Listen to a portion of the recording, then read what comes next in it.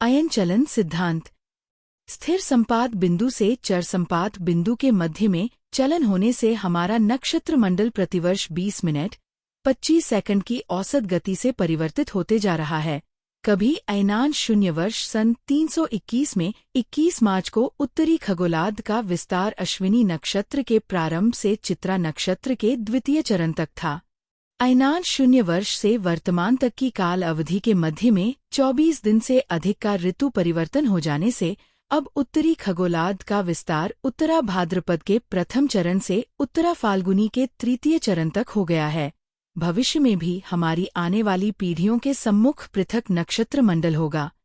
आज हम जिस ऋतु में पर्वोत्सव मना रहे हैं, हमारी पीढ़ियां उसी पर्वोत्सव को पृथक ऋतुओं में मनाएगी।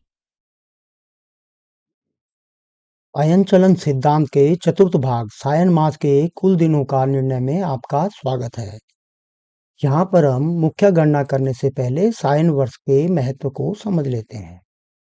किसी समयात्मक बिंदु से चलकर वर्षोपरांत पुनः उसी समयात्मक बिंदु पर पहुंचने से एक सायन वर्ष पूर्ण होता है।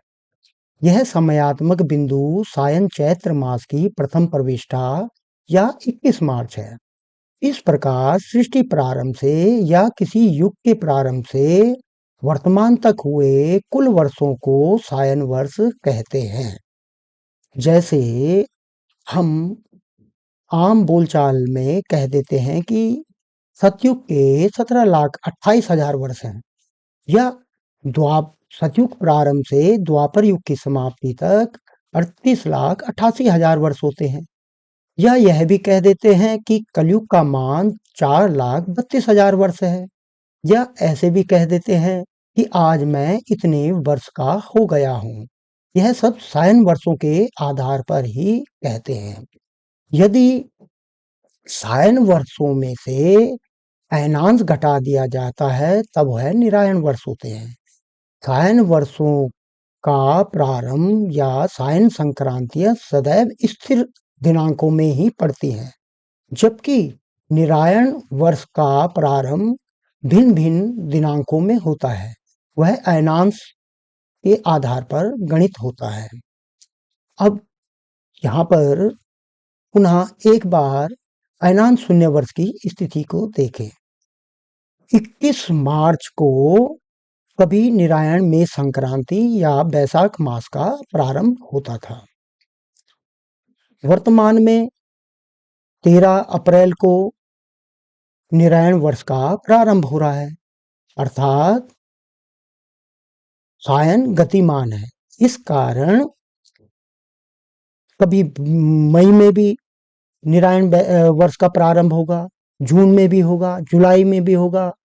कहने का तात्पर्य यह है कि जनवरी आदि 12 मासों में निरायण वर्ष का प्रारंभ होता है, जबकि सायन संक्रांति दिनांक सदैव स्थिर रहती हैं। इसके अतिरिक्त सायन वर्षों के महत्व के संबंध में यह भी जान लें कि किसी भी युग का प्रारंभ या सृष्टि का प्रारंभ सदैव सायन चैत्र मास की प्रथम प्रविष्टा या 21 मार्च से होता है। जैसे सतयुग का प्रारंभ 21 मार्च से हुआ, त्रेता युग का प्रारंभ, द्वापर युग का प्रारंभ व कलयुग का प्रारंभ सायन चैत्र मास की प्रथम प्रविष्टा उस दिन 21 मार्च था, तो 21 मार्च से समझना चाहिए। अब हम सायन संक्रांति दिनों को देखते हैं। सायन मेष संक्रांति सदैव 21 मार्च के प्रारंभ से होती है। इसी प्रकार वृषभ संक्रांति 20 अप्रैल से, मिथुन संक्रांति 21 मई से, कर्क संक्रांति 21 जून से, सिंह संक्रांति 23 जुलाई से, कन्या संक्रांति 23 अगस्त से, तुला संक्रांति 23 सितंबर से, वृश्चिक संक्रांति 23 अक्टूबर से, धनु संक्रांति 22 नवंबर से, मकर संक्रांति 22 दिसंबर से, कुंभ संक्रांति 20 जनवरी से व मीन संक्रांति 19 फरवरी के प्रारंभ से होती है। यदि हम 21 मार्च से 19 अप्रैल तक गणना करें तो सायन चैत्र मास के 30 दिन प्राप्त होते हैं। यदि आप कंप्यूटर में गणना करेंगे तो 20 अप्रैल से 21 मार्च घटाएंगे तब आपको सायन चैत्र मास के 30 दिन प्राप्त होंगे। 21 मई से 20 अप्रैल घटाएंगे तो आपको सायन बैसाख मास के 31 दिन प्राप्त होंगे। इसी प्रकार 20 अप्रैल से 20 मई तक गिनने पर सायन बैसाख मास के 31 दिन होते हैं। 21 मई से 20 जून तक गिनने पर सायन ज्येष्ठ मास के 31 दिन। 21 जून से 22 जुलाई तक सायन आषाढ़ मास के 32 दिन। यह अपसौर की स्थिति है। 23 जुलाई से 22 अगस्त तक श्रावण मास के 31 दिन। 23 अगस्त से 22 सितंबर तक भाद्रपद मास के 31 दिन।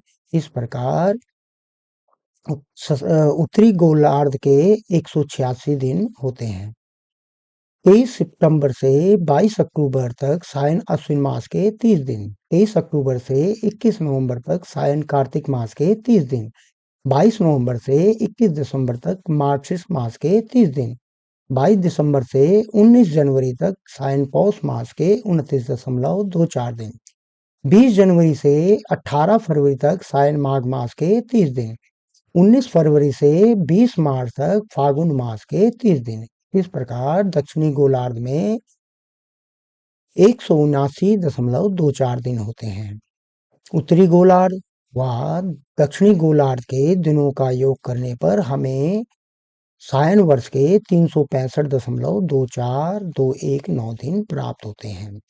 यहाँ पर ध्यान दें कि पौष आयन चलन सिद्धांत में पौष मास के 29 दिनों को ही लिया गया है।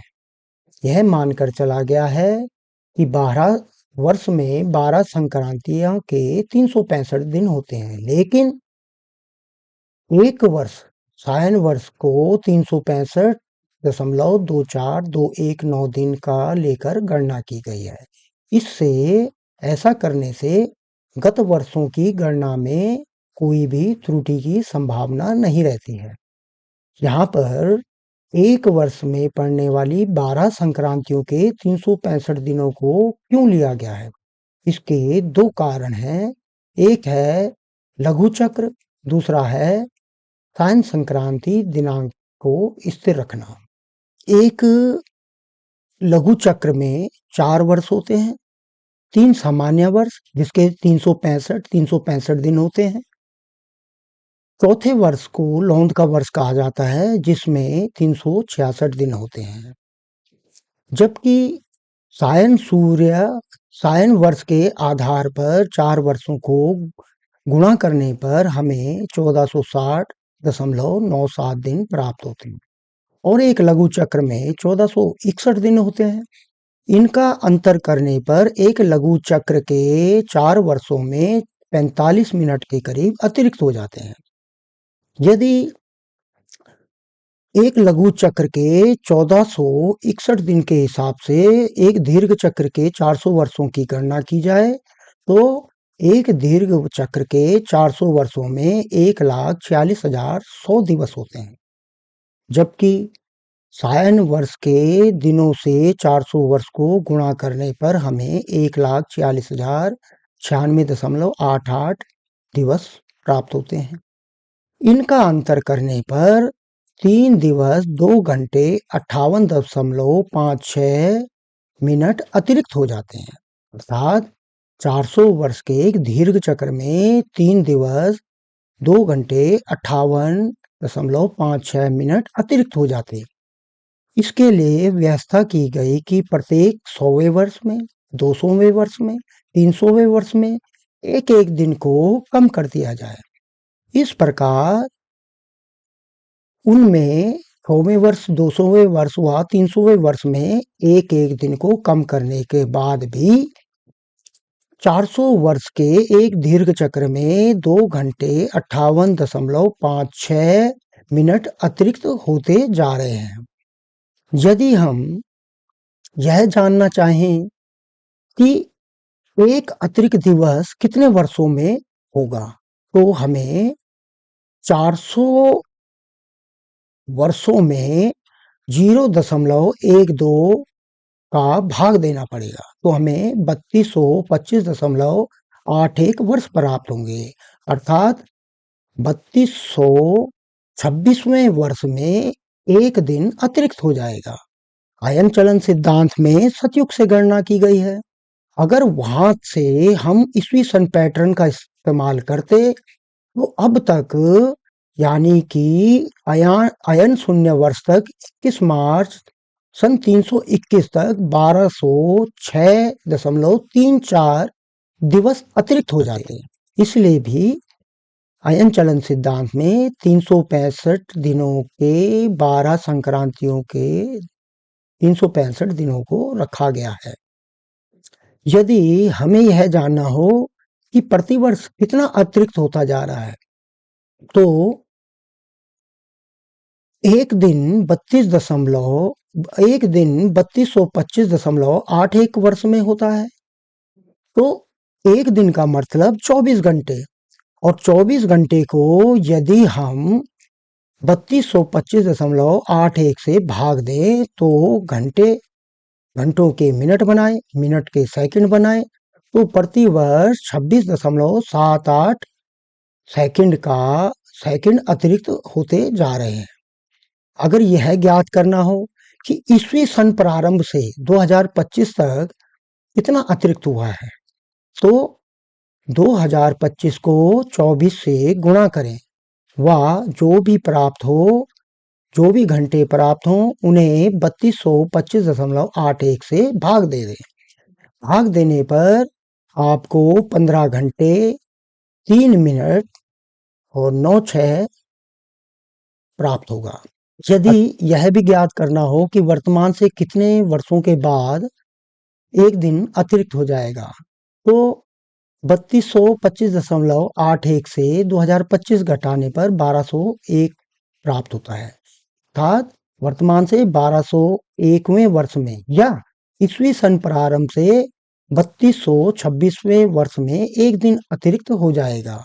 उस अतिरिक्त दिनों का क्या होगा, यह तो भविष्य के गर्भ में है। यहाँ पर आपने लघु चक्र के आधार पर गणना को प्रभावित होते हुए देखा कि किस प्रकार से गणना प्रभावित हो जाती है। अब यदि लघु चक्र के 366 दिनों को लिया जाता, यानी कि 365 के स्थान पे 366 दिन लिया जाता, तो आयन गति में एक दिन अतिरिक्त लेने का मतलब 24 घंटे है। परंतु वहीं आयन गति में एक दिन का मतलब 70.56 वर्ष है। एक दिन अतिरिक्त लेने से सायन संक्रांति प्रभावित होती। सायन संक्रांति की दिनांक प्रभावित होने से अयनांश प्रभावित होता। अयनांश प्रभावित होने से निरायण संक्रांतियां प्रभावित होती। जैसे निरायण वर्ष का प्रारंभ वर्तमान में 13 अप्रैल को हो रहा है, तो वह कभी 14 को होगा या कभी 13 को होगा। इसलिए विचार करने पर यह निर्णय लिया गया कि एक वर्ष की 12 संक्रांतियों को 365 दिन रखा जाए तथा एक सायन वर्ष को 365.24219 दिन का रखा जाए, तो गणना गत वर्षों की गणना कभी भी प्रभावित नहीं होगी।